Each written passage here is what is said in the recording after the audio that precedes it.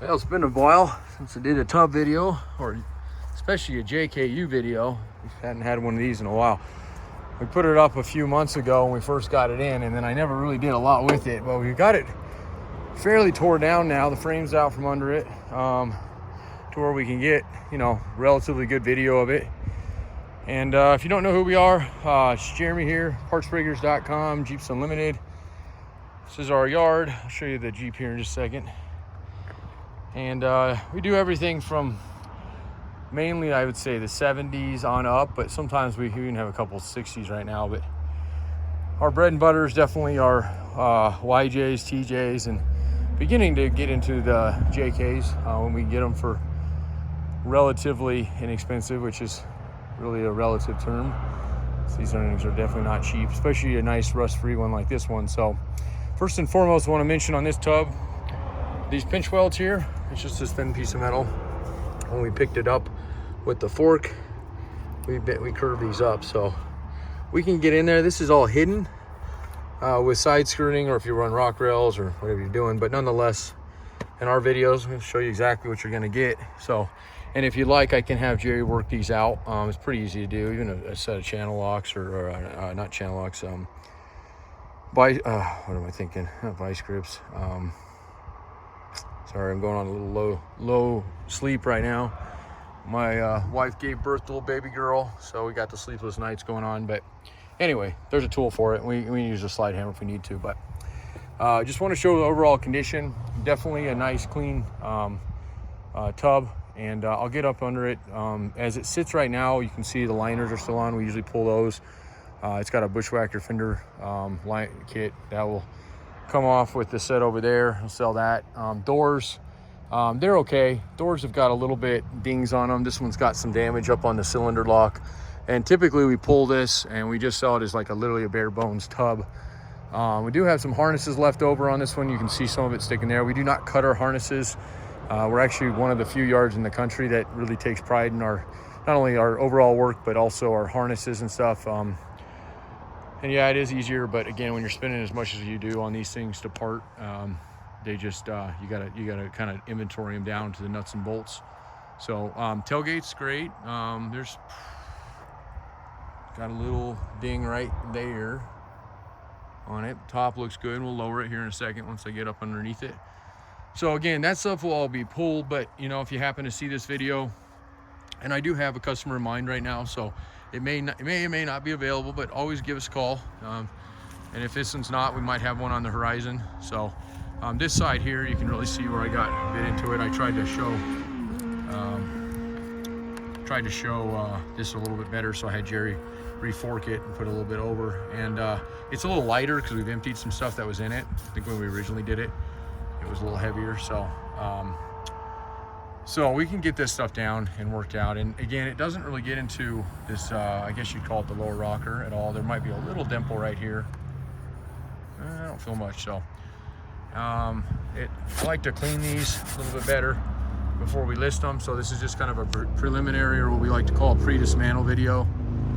But, okay, so I'll quit blabbing. Our phone number is 303-666-9020, partsbreakers.com. I will lower it and get you a better view. So these harnesses will all be pulled on it. It was a 07 to 10. So, and they do change slightly on tubs. You can use these on the later ones, but there is some interior stuff that changed on them.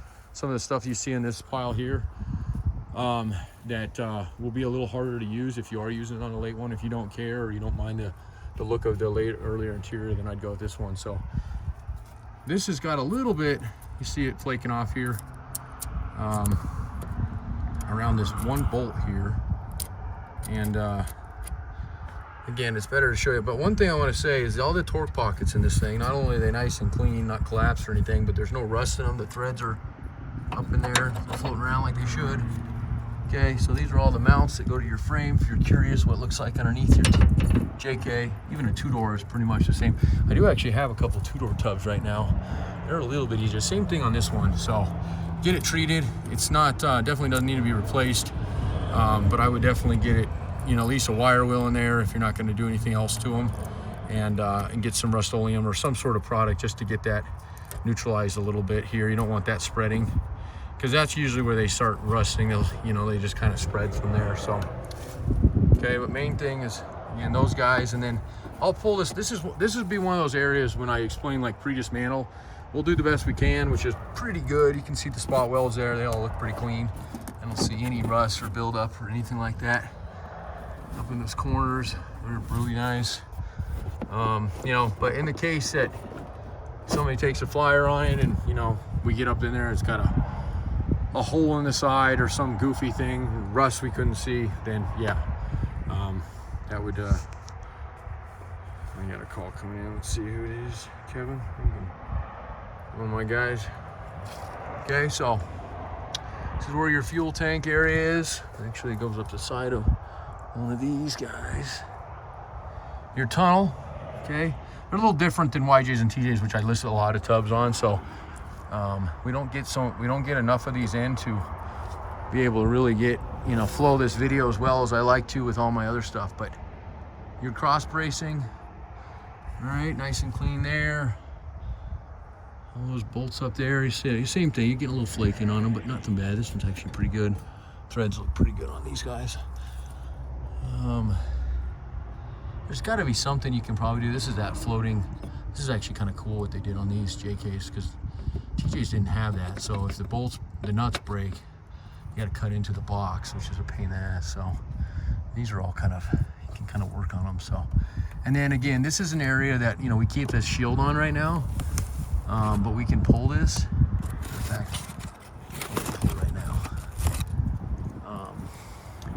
just so you see, hopefully, everything you want to, and you'll make the decision that we never had a tub sell and come back after 18 years of doing it. So, and keep that going that way, and make sure that you see everything you want to see. So don't hesitate to ask for something else. Sometimes we're a little bit behind, so it might take a little while to get to, but for the most part, you can get on it pretty quick. So this is probably going to have to be pulled to get this completely off of here. So, but I don't anticipate there being anything up here. Let's see if we can pull this thing out here. I hate to do this. And somebody told me they want this.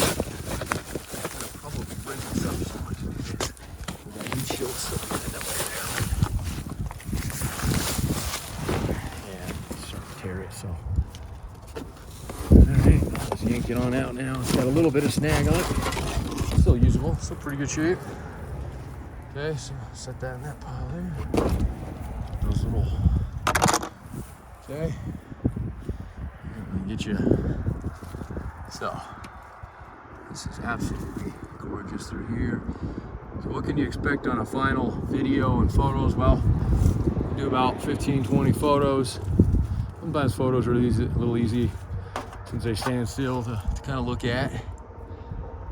We'll do another video. We'll wash it up, clean it, especially if we gut the thing to the bare bones. If we don't, we'll more than likely try to protect the dash, because it's got some electronic components still on it.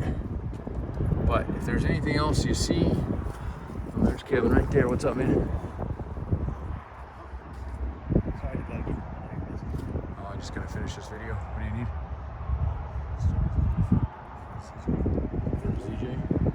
For black one, we have a black one there, but we don't have the door. The driver's door is gone. Okay. In the back, it's switched with a gray one. But on one of the white ZJs, 96 one in the middle of the room, there's a metal little plate someone put on the door that faces the broadcast door. So Chad took a picture of it. He's like, "What you bought?" So it's been modified. It has been. This thing, like, I've never seen this. Oh yeah, they used to sell them. I don't think it makes them anymore. Is that something we want to let me pop off? It's probably broke underneath, so that's exactly what I was thinking. It's probably gonna make the door unusable, but yeah, I don't know, $100 for it, same kind of $100 for it. 10 for it. Yeah, hopefully that works for him. If he wants the whole door, he can take the whole door. I was trying to get him to it. But, yeah, no worries, man. So I think that's it. There's a little bit there. Again, we'll straighten that out for you if you like. And then the bottom of the doors, just so you see those in case you are interested in those. And being these are in the condition they're in, I'm not real worried about these. If you want them, I'll make you a smoke a deal on them. Almost give them to you. Really, we go after the internals on them. So if you don't need the internals or the hinges, these hinges are a mint right now. They're hard to get. These ones aren't best of shape, so we don't have to pull them either. We can definitely leave them on there, but if you know, mirrors we can sell, harnesses, and a lot of this stuff up here just depends on what you need or want. And just again, I always make videos like this when we have somebody in mind. So if you watch this video and you see it and you call and it's still available and you're going, you know, hey, this is a perfect example of what this one probably was sold for, and probably had a battery fire and they totaled it, or at least it's a, you know, looks like that. I didn't see, I mean, the front end was fine, the hood was fine. We sold the whole clip of this thing. So that was a light fire. Normally fires are pretty catastrophic to Jeeps, but this one, and it may not have been that. Maybe it was just, that was something before and they kept driving it. So okay, the arms, so you know, stay on it. But anyway, my point to that is, you know, I happen to call on it in a couple weeks, months, and say, hey, I want it just like that. It very well could be like this still, or it very well could be further dismantled. So it just depends on, like I said, where we kind of go with the customer we're working with right now, and just, you know, give us a little patience with that, because it's, with a couple hundred phone calls a day like we do out here, it's about the best we can do with the way we do things, so we'll still be able to move some of this stuff. We've actually considered it just not too long ago, just not doing tubs and frames anymore. They're a good revenue stream for us. We do this door, these hinges are almost, they're pretty stiff. The rest of them, they open and close, but, and these are nice. But this one's still in there. This one still has quite a bit left on it. This door is actually in pretty shape. Other than that, it sucks. This door, it's got no glass. I actually know the glass is there, and I have the panel too. The door, they call them door cards. They're over there on that pile. I have no idea why they're pulled. Maybe it was this. They took the strikers or the latches out of them, and I think they were removed on.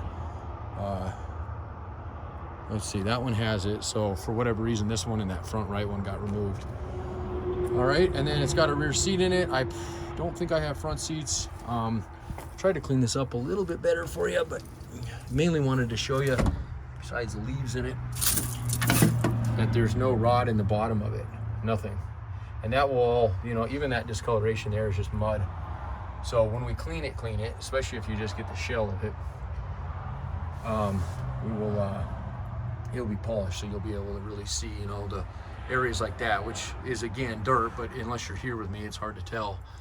So we'll get all this pulled, the modules, shifters, dash if you don't want it, visors, these trim panels here, and this is stuff we're low on stock on, so it helps us if you don't need it. If you do want it, it's no big deal. And then of course the door surrounds are available on this guy if you need those or not. So just to make sure there's no damage on why this is being a bugger to close, it's these hinges that get kind of worked on them. It's hard to say why, but they're just aluminum. I think it's just kind of a design. Now that leads me to the other thing that people always ask us, which is why our state, Colorado, is still kind of the diamond in the rough, and it is. I mean, for the most part, people are moving here from out of state and bringing their rust buckets, but I grew up here and we've never used salt on the roads. Matter of fact, it's something in our politics and stuff that they don't use it, they won't use it, and that's good, because that means we get to stay with the rust-free stuff. But if you ask, how's that possible? Because, you know, there's snow here, obviously. It's cold. Today's actually not too bad, but that's because they use mag chloride on the roads here, and mag chloride doesn't do much to steel, but it loves aluminum. So we usually have the tarnished wheels out of this state, and the East and Midwest and Canada and those areas are usually the opposite. They're usually, the wheels are nice and clean, all the aluminum. Sometimes it depends, I guess, but they probably use a little bit of mag chloride up there as well. But they do close our roads a little bit more often here than they do out on the East Coast. When I travel, I see that. So let's look at that floorboard real quick. There might be a little bit of, I seen something just now. And I just pulled carpet in this thing. Carpet's not one of my favorite things on a soft top Jeep, because it can definitely soak water and leak it in. So got a little bit of surface rust in it.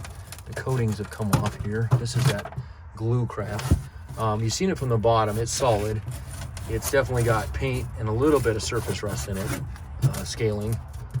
All right, doesn't look too soft. I think doesn't need a repair, but it definitely needs to be cleaned up. And I would get all that shit off of this, scrape that.